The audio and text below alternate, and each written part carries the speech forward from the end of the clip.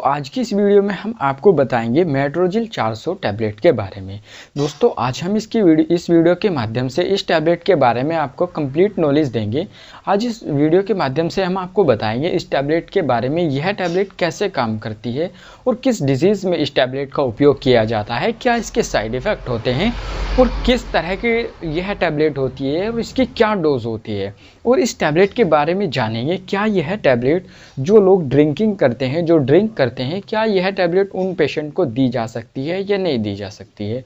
दोस्तों इस टैबलेट के बारे में कंप्लीट नॉलेज देंगे। दोस्तों वीडियो बिना स्किप किए देखते रहिएगा।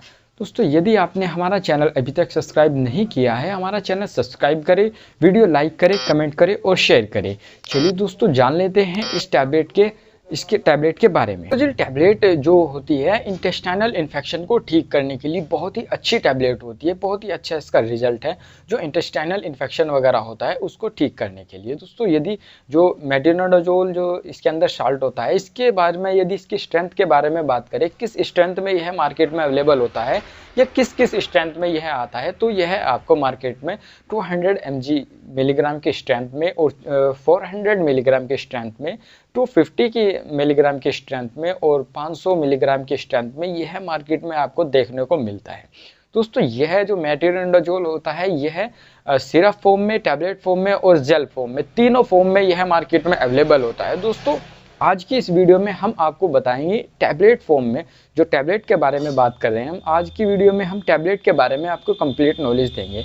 जैसे कि यह टैबलेट, इसके अलावा इस टैबलेट के क्या क्या नाम होते हैं मार्केट में, किस किस नाम से यह टैबलेट अवेलेबल होती है, किस नाम से मिल जाती है, इसके बारे में यदि हम बात करें तो जैसे फ्लैजिल टैबलेट है, स्क्रीन पर आप देख पा रहे होंगे, फ्लैजिल टैबलेट के नाम से आपको मिल सकती है, या मेट्रो टैबलेट के नाम से आपको मिल सकती है, और मेट्रोजिल के नाम से यह मार्केट में आपको अवेलेबल हो सकती है। दोस्तों सिर्फ इसमें जो कॉमन होता है साल्ट सेम होता है, जिसके अंदर मेट्रोनिडाजोल टैबलेट जो साल्ट होता है यह सब में सेम होता है। दोस्तों जान लेते हैं इस टैबलेट के यूजेस और बेनिफिट्स के बारे में। यदि बात करें, इस टैबलेट का सबसे ज़्यादा जो प्रयोग किया जाता है वह है महिलाओं में होने वाली जो बैक्टीरियल इन्फेक्शन होते हैं, महिलाओं में जो बैक्टीरियल इन्फेक्शन होते हैं उनको ठीक करने के लिए इस टैबलेट का उपयोग किया जाता है। वे बैक्टीरियल इन्फेक्शन कौन से होते हैं, किस तरह के इन्फेक्शन होते हैं, जैसे वेजाइनल डिस्चार्ज होता हो, वेजाइनल डिस्चार्ज रहता हो, या बैड स्मेल की जैसी समस्या हो, या पेशाब में जलन रहती हो,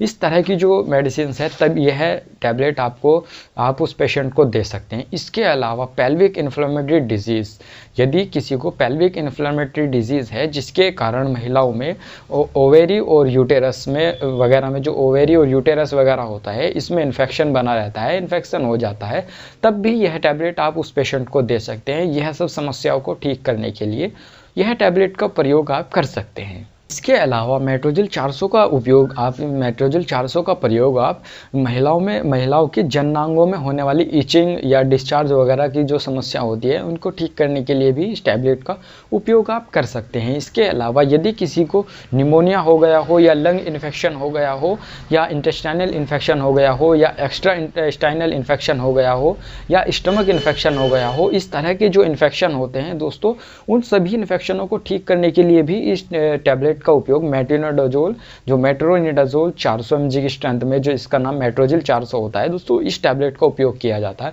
बहुत ही अच्छा इसका रिजल्ट माना गया है। बहुत ही अलावा इस टैबलेट का जो मोस्ट यूज़ होता है, जो मोस्ट कॉमन, बहुत ही सारे आदमी, बहुत ही आपने भी कभी कभी इसका यूज़ किया होगा, जो इसका मेन यूज़ माना गया है वह एमोबिक डिसेंट्री होता है, जिसे हिंदी में पेचिस लगना या दस्त लगना वगैरह कहते हैं। दोस्तों जब इस तरह की कंडीशन होती है, लूज मोशन वगैरह लग जाते हैं, तब भी उस इन्फेक्शन के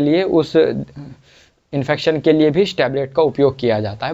इसके साथ साथ इसी के बारे में बात करें, इसका यूज़ आप जो ओरल इन्फेक्शन हो जाता है, ओरल इन्फेक्शन के लिए भी आप इसका उपयोग कर सकते हैं। बहुत ही अच्छा इसका रिजल्ट है। जैसे कि गाल वगैरह में कोई इन्फेक्शन हो जाता है, गाल में इन्फेक्शन हो जाता है, वहाँ भी आप इसको उपयोग कर सकते हैं। या मसूड़ों में सूजन वगैरह आ जाती है, या ब्लीडिंग होती रहती है, मसूड़ों में ब्लीडिंग होती है दोस्तों, स्वेलिंग वगैरह आ जाती है, या इस तरह के जितने भी ओरल इन्फेक्शन होता है दोस्तों, वहाँ भी आप मेट्रोजिल का उपयोग कर सकते हैं। मेट्रोनिडाजोल 400 400 जो टैबलेट होती है उस टैबलेट को आप प्रयोग कर सकते हैं। बहुत ही अच्छा इसका रेस्पॉन्स है।